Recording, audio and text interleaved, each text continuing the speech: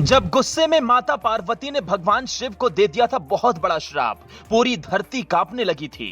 माता पार्वती के गुस्से से नारद और रावण भी नहीं बच पाए थे। भगवान शिव के साथ माफी मांगने आए थे। पहली बार ऐसा हुआ था जब पूरा ब्रह्मांड हिल गया था। ब्रह्मा जी को भी अपना आसन छोड़कर आना पड़ा था। भगवान शिव के गुस्से के बारे में तो पुराणों और शास्त्रों में बताया गया है। जब वो क्रोधित होते थे तो पूरा ब्रह्मांड हिलने लगता था। विष्णु और ब्रह्मा जी भी उनके आगे आने से डरते थे। लेकिन बहुत कम ही ऐसा देखने को मिला है कि जब माता पार्वती गुस्सा हुई हों। भगवान शिव के नाराज होने के बाद जहां उनकी तीसरी आंख खुल जाती है और सब कुछ खत्म हो जाता है, तो वहीं एक बार की बात है कि भगवान शिव को उनके छल करने के लिए माता पार्वती ने श्राप दे दिया था। और श्राप भी ऐसा जिसके बोझ तले भगवान शिव आज भी दबे हुए हैं। सदियां बीत गई, युग बीत गए, लेकिन भोलेनाथ का वो श्राप आज तक नहीं हुआ। वीडियो में आज हम आपको शास्त्रों में बताई गई उस रहस्यमयी कहानी के बारे में बताएंगे जब माता पार्वती ने भगवान शिव से नाराज होकर उन्हें श्राप दिए थे। जुआ ने केवल इंसानों को ही बर्बाद नहीं किया है, बल्कि भगवान भी इसकी चपेट में आने से बच नहीं पाए।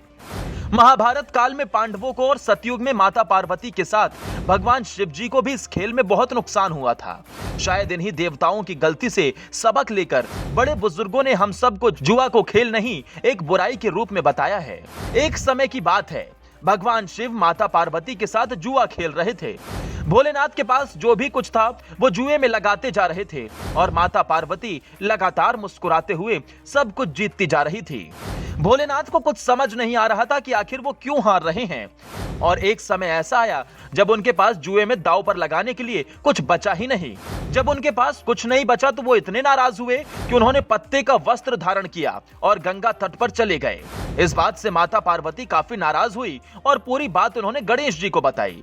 जिसके बाद गणेश जी भगवान शिव की तलाश में निकल पड़े और काफी देर बाद उन्हें वो गंगा तट के पास बैठे मिल गए। लेकिन गणेश जी के लाख मनाने के बाद भी वो वापस आने के लिए तैयार नहीं हुए। भगवान शिव ने गणेश जी से कहा कि जाकर अपनी माँ से कह दो कि मैं फिर से उनके साथ जुआ खेलना चाहता हूँ। अगर वो खेलेंगे तभी मैं वापस आऊंगा। भगवान गणेश माँ पार्वती के पास आए और उनको सारी बात बता दी। जिसके बाद माता पार्वती मुस्कुराई और कहा कि अब उनके पास तो कुछ बचा ही नहीं है, वो जुए में दांव पर क्या लगाएंगे। इसके बाद गणेश जी जाकर भगवान शिव को कहते हैं कि माता तैयार हैं जुआ खेलने के लिए। लेकिन तभी नारद मुनि और उनके परम भक्त रावण भगवान शिव की मदद के लिए आ जाते हैं। बिल्ली का रूप धारण कर रावण गणेश जी के वाहन यानी मूषक को भगा देते हैं। इसके बाद भगवान शिव नारद जी का वीणा लेकर माता पार्वती के सामने पहुंच जाते हैं और उसे दांव पर लगा देते हैं। शिव की इच्छा से विष्णु भगवान पासे का रूप धर लेते हैं, जिसकी वजह से भगवान शिव की इच्छा से ही सब कुछ होने लगता है। पहले जुए में जो भगवान शिव हार रहे होते हैं वो सब कुछ वापस जीत लेते हैं। इस बार माता पार्वती बहुत ही बुरी तरह से हार जाती हैं, लेकिन उन्हें समझ नहीं आता कि उनके साथ क्या हुआ। तभी गणेश जी वहां पहुंचते हैं और वो सारी बात माता पार्वती को बता देते हैं। जब पार्वती जी को पता चलता है कि उनके साथ छल किया गया है तो वो अत्यधिक क्रोधित हो जाती हैं और तुरंत भगवान शिव को श्राप देती हैं। पार्वती जी ने तब भगवान शिव को श्राप दिया था कि आपके जटाओं में हमेशा गंगा रहेंगी और आप उसके बोझ तले हमेशा दबे रहेंगे।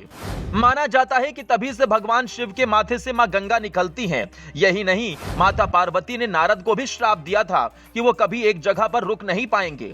तभी से नारद जी पूरे ब्रह्मांड में हमेशा इधर उधर घूमते रहते हैं। क्रोधित माता पार्वती ने विष्णु भगवान को भी श्राप दिया था कि रावण तुम्हारा शत्रु होगा और रावण का विनाश विष्णु के हाथों होगा। आपको ये कथा कैसी लगी कमेंट बॉक्स में जरूर बताएं। साथ ही ज्यादा से ज्यादा लोगों तक शेयर करें।